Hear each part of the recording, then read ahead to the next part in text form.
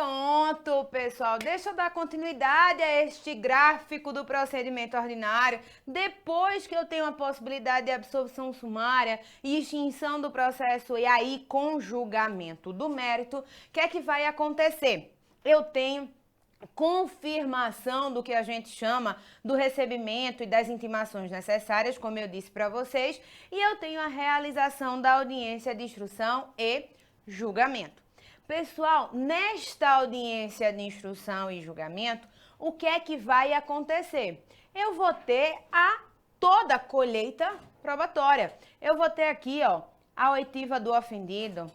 Eu vou ter a inquirição das testemunhas, levando em consideração aqui as testemunhas de acusação, as testemunhas de defesa necessariamente nesta ordem. Eu vou ter a realização, se porventura precisar, da oitiva de peritos, porque a gente sabe que os peritos, no geral, eles não são ouvidos, né? Não tem prova testemunhal nesse caso. Se eu tenho alguma dúvida em relação à perícia, você faz por escrito. E só se essa dúvida persistir, aí sim é que você intima, digamos assim, o perito para ele prestar determinados esclarecimentos. Mas eu tenho toda a colheita probatória nessa audiência de instrução e julgamento. Eu vou ter a possibilidade de acariação, a possibilidade de reconhecimento de coisas e de pessoas e, por fim, o interrogatório do réu. Tudo com base no artigo 400 do Código de Processo Penal. Se for rito sumário, ao invés de ser artigo 400, é o artigo 531 também do CPP, mas é a mesma informação. Beleza? Depois disso, Tássio, o que é que vai acontecer? Possibilidade de requerimento, de requerer diligências nos termos, nos moldes do artigo 402 do Código de Processo Penal. Aqui, pessoal, é possível que tanto acusação quanto defesa possam requerer diligências que, porventura, não tenham sido realizadas ao longo da instrução probatória. Aqui, eu tenho uma informação específica no 402 do Código de Processo Penal relativo ao procedimento comum ordinário. No procedimento comum sumário, eu não tenho essa possibilidade escrita na lei, mas a doutrina já é entendimento e na jurisprudência também pacificado no sentido de que requerimento de diligências após a instrução probatória pode ser realizado tanto no processo comum ordinário, quanto no procedimento, melhor dizendo, comum ordinário, quanto no procedimento comum sumário, tá bem? Então, se você for verificar a partir do 531, de fato, você não vai encontrar a possibilidade de requisição, de requerimento de diligências, mas é possível, sim. Depois disso, tá? Se eu tenho o quê? Debates orais. Debates orais nos termos do artigo 403 do Código de Processo Penal. E aí o próprio 403, pessoal, vai me dar a possibilidade de, diante da complexidade do caso, ao invés de ser apresentados debates orais, possam esses debates orais serem convertidos no que a gente chama de memoriais ou alegações finais por escrito, num prazo sucessivo de 5 dias. Perceba que a possibilidade de memoriais também não está no rito sumário, mas também é perfeitamente possível esta ocorrência, tudo bem? Como o que vigora efetivamente nessa audiência de instrução e julgamento é a oralidade, a tendência é que a audiência ela seja toda oral e eu tenha debates orais e logo após os debates orais a sentença essa também de maneira oral. Se eu tenho a conversão dos debates orais para memoriais, aí nesse caso específico eu vou ter sentença também escrita no prazo de 10 dias. Beleza, pessoal? Entendido? Este é o rito comum ordinário. Tem diferença entre o rito comum ordinário para o rito comum sumário? Pequeníssimas diferenças que eu vou mostrar no geral para vocês. Ao longo do que a gente estava falando, querendo ou não, o procedimento era o comum ordinário, mas também era o procedimento comum sumário. E aos poucos eu ficava tocando com vocês o que é que tinha, o que é que não tinha. Mas para facilitar, eu peguei e fiz um quadrinho para falar para vocês as diferenças entre o procedimento sumário e o procedimento ordinário. Então veja aqui, bota em tela, meu diretor. Obrigada, show de bola. No procedimento sumário, pessoal, qual é a pena máxima? Pode deixar em tela, tá, meu diretor? Qual é a pena máxima que eu devo levar em consideração para o procedimento? Ela tem que ser inferior a 4 anos, e aí eu disse que eu colocava por minha conta ser superior a 2. No procedimento ordinário, eu levo em consideração que a pena máxima ela tem que ser igual ou superior a 4 anos. Fora isso, qual é a outra diferença que vai acontecer? No procedimento sumário, eu tenho 5 testemunhas por cada parte, mas no procedimento ordinário, 8 testemunhas por cada parte. Fora isso, pessoal, a audiência de instrução e julgamento, ela tem prazo para ser realizada. E aí, no procedimento sumário, o prazo máximo de realização da audiência de instrução e julgamento é 30 dias. Um prazo máximo para a realização da audiência de instrução e julgamento é 30 dias. E aí, no caso específico do rito ordinário, o prazo é de 60 dias.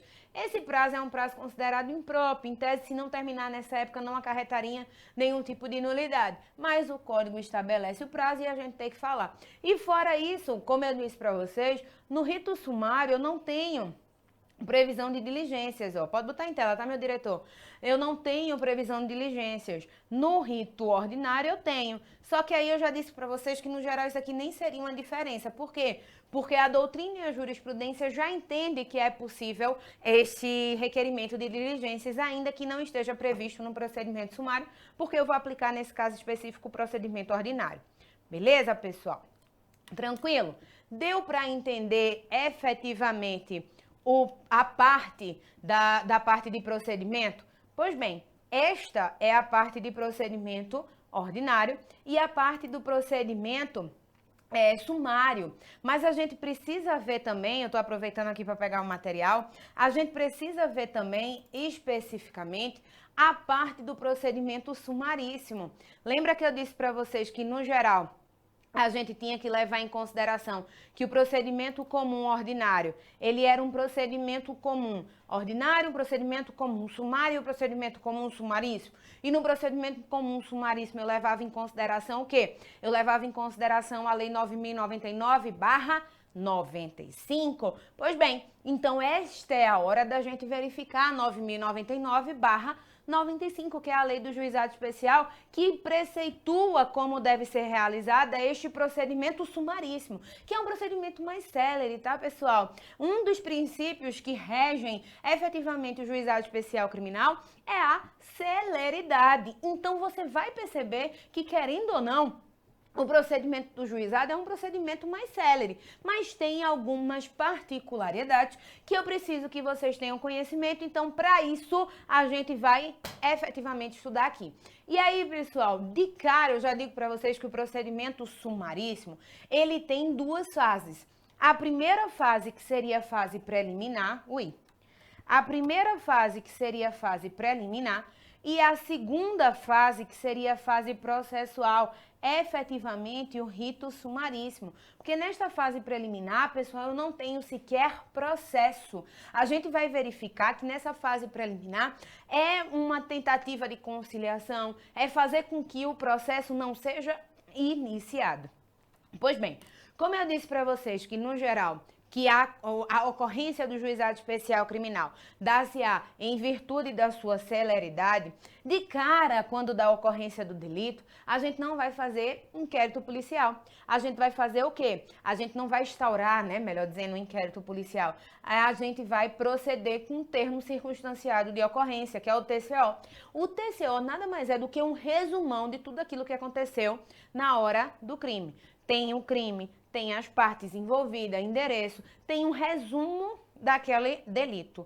E o termo circunstanciado de ocorrência é como se fosse um inquérito policial, só que mais resumido. Nesse caso específico, o que você leva em consideração é que o TCO, ele guarda as mesmas características do inquérito policial.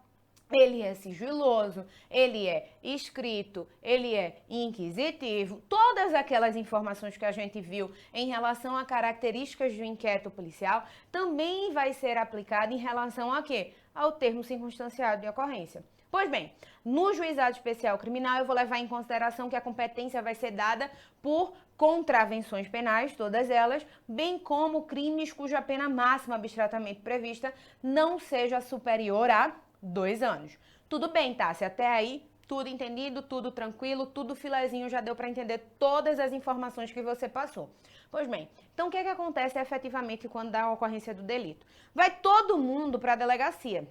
Aí chega na delegacia, qualifica-se as partes, pega telefone, nananana.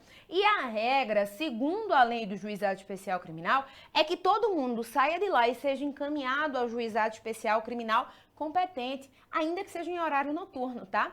Só que isso na prática é claro que não vai existir. Apesar da lei falar essa informação, isso na prática não existe. O que é que vai acontecer na prática? Você vai para a delegacia, chega na delegacia, informa e de lá, como todo mundo vai dar interesse, telefone, o delegado vai dizer assim, ó, quando chegar lá no Juizado Especial Criminal, vão ligar para vocês participarem da audiência preliminar. Essa é a prática. Na teoria, a audiência preliminar teria...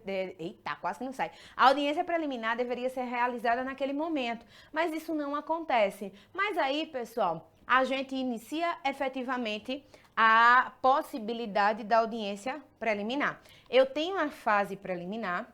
Nesta fase preliminar, vou começar com o que a gente chama de termo circunstanciado de ocorrência, que é o TCO. Beleza. Depois disso, vai todo mundo participar do que a gente chama de audiência preliminar. Nesta audiência preliminar, pode botar em tela, meu diretor, obrigada. Nesta audiência preliminar, a primeira coisa que vai acontecer, pessoal, é a tentativa de conciliação. Nesta tentativa de conciliação, ela pode ocorrer por um simples pedido de desculpa ou ainda por algum tipo de valor a ser pago, que é o que a gente chama efetivamente de composição civil dos danos. Se nesse caso a conciliação ela é realizada, eu vou ter o quê? Eu vou ter uma homologação do acordo. Homologação esta do acordo que vai ser realizada por sentença. Sentença irrecorrível, tudo bem? E esta sentença, ela gera o que a gente chama de título executivo na esfera civil. Então, o que é que vai acontecer? Crime de pequeno potencial ofensivo, vamos para a audiência preliminar. Quando chega na audiência preliminar, as partes estão lá e aí faz assim, ó, se você me pagar 2.000, tá tudo ok. Aí o autor do fato faz tudo bem, eu aceito. Nesse caso específico, esse acordo ele vai ser homologado por meio de sentença a ser proferida pelo magistrado. De acordo com o próprio artigo 74 da 9.099/95, este acordo homologado gera título executivo cível. Então, se o autor do fato não pagar, pode a vítima executar, porque é título executivo cível. E aí, pessoal, cuidado, sabe por quê? Porque esta conciliação, esta composição civil dos danos, pode acontecer, como eu disse para vocês, tanto como um pedido, um simples pedido de desculpa, como ainda como pagamento em si para a realização. E quando há acordo realizado, ou seja, quando há conciliação realizada, neste caso, eu tenho renúncia ao direito de queixa ou ao direito de representação. Então, eu vou ter o quê? Extinção da punibilidade, tudo bem? Agora, pode acontecer da conciliação não ser realizada. Se a conciliação não for realizada, tá? Se eu parto para onde? Eu parto para a proposta de transação penal. Proposta de transação penal constante no artigo 76 da Lei 9.099/95. E aí, pessoal, de cara eu preciso que vocês tenham cuidado com a seguinte informação. A proposta de transação penal, ela vai ser realizada por quem? De regra, a proposta vai ser analisada por quem tem o direito de exercer o direito de ação. Como assim, Tassi? O artigo 76 me diz assim, ó, nas ações penais públicas é possível que o representante do Ministério Público ofereça a proposta de transação penal. Verdade? Mas isso quer dizer que não caberia transação penal na ação penal privada? Mentira, cabe. O entendimento doutrinário jurisprudencial é no sentido de que é perfeitamente possível o cabimento da transação penal, ainda que o crime seja motivador de ação penal privada. E neste caso específico, quem teria que realizar esta proposta de transação penal é a vítima, ou seja, o ofendido ou ainda o seu representante legal, já que é ela que é titular para a propositura desta ação penal. Tudo bem? E o que é esta transação penal? Pessoal, transação penal nada mais é do que um acordo. Acordo entre quem teria a titularidade para realizar, para fazer, exercer o direito de ação e o autor do fato. E aí é um acordo, como o nome já está mesmo dizendo. Você vai fazer um acordo. Aqui ninguém está dizendo que o autor do fato ele é de fato culpado. Não se verifica culpa. A intenção é fazer com que não seja dado processo. Até porque a transação penal é uma medida despenalizadora. A finalidade da transação penal é não fazer com que o agente ele vá para determinado estabelecimento prisional no final do processo. Então, preste atenção. Na transação penal, o processo sequer começou. Eu não estou na audiência preliminar. Lembra que eu estou na fase preliminar ainda, não tem um processo. Nesta transação penal, eu tenho um acordo entre o titular para a propositura da ação mais o autor do fato, que vão dizer assim, ó, paga a cesta básica, prestação pecuniária, qualquer tipo de acordo, desde que esse acordo seja aceito pelo autor do fato. E aí é importante explicar que este acordo não vai gerar, primeiro de tudo, nenhum tipo de reincidência. O acordo, de transação penal não gera reincidência ao autor do fato, não gera também maus antecedentes, não fique escritozinho na folha de antecedentes criminais do agente, não. O que vai acontecer é que esta transação penal ela vai ser escrita num livrozinho, até porque o autor do fato não vai poder ter o mesmo benefício pelo prazo de 5 anos. Mas isso não quer dizer que o agente vai ser reincidente, tudo bem? Nem que ele está confessando qualquer tipo de delito. É um acordo. E aí, pessoal, o que pode acontecer é o seguinte. Se o acordo ele for realizado, eu tenho uma homologação por meio desta sentença, eu tenho uma decisão que vai homologar a transação e com isso eu tenho que ter o cumprimento da transação penal. Tassi, se não houver cumprimento por parte do autor do fato, aí, pessoal, o procedimento vai voltar ao status em que se encontrava. Até porque a transação penal, ela não gera coisa julgada material. Tudo bem? Então, se a transação penal ela for realizada, este acordo ele é homologado e eu tenho que ter o cumprimento deste acordo para extinção da punibilidade do agente. Se o agente não cumpre a transação penal, o que é que acontece? O procedimento volta ao status em que ele se encontrava para dar continuidade e instauração inclusive do processo. Por quê? Porque o acordo de transação penal não gera coisa julgada material. Isso é inclusive entendimento sumulado por meio da súmula vinculante 35. A súmula vinculante 35 vai estabelecer que, nesse caso específico, a transação penal não gera nenhum tipo de coisa julgada material. Beleza? Fora isso, pessoal, o que é que vocês precisam ter conhecimento? Vocês precisam ter conhecimento que, se não houver a realização da transação penal, o que é que acontece? Sai todo mundo intimado para poder ser realizado o que a gente chama da audiência de instrução e julgamento, ó. Aqui, ó. Então, se a transação não for realizada, esta fase preliminar, que se dá por meio da audiência preliminar, ela vai ser encerrada e todo mundo sai intimado para o que a gente chama de audiência de instrução e julgamento. A audiência de instrução e julgamento, ela vai começar e ela dá início a que a gente chama de fase processual, que efetivamente é o rito processual, é o rito sumaríssimo da 9.099. E esta fase processual, pessoal, começa como? Ela começa com uma nova tentativa de conciliação e uma nova tentativa de transação penal. Perceba que a realização, a maneira como deve ser realizada a 9.099/95, você vai ter que levar em consideração que é importante fazer o quê? É importante, independente da fase do processo, do procedimento, tentar conciliação. Até porque, pessoal, um dos motivos da criação da Lei 9.099/95 foi justamente a proposta e a tentativa de conciliação para fazer com que não houvesse processo. Então, na audiência de instrução e julgamento, a primeira coisa que vai acontecer é o quê? A primeira coisa que vai acontecer é uma nova tentativa de conciliação. Se esta conciliação não for realizada, uma nova proposta de transação penal. Tá? Se nova no sentido de que é diferente da tentativa de conciliação e da proposta de transação realizada na audiência preliminar, pode ser uma proposta diferente sim, mas nada impede que sejam renovadas essas propostas na fase processual. Beleza? Depois disso, Tássio, o que é que acontece? Vamos fazer o seguinte, só para eu não perder o meu raciocínio, clica na próxima parte deste vidinho acerca de procedimentos.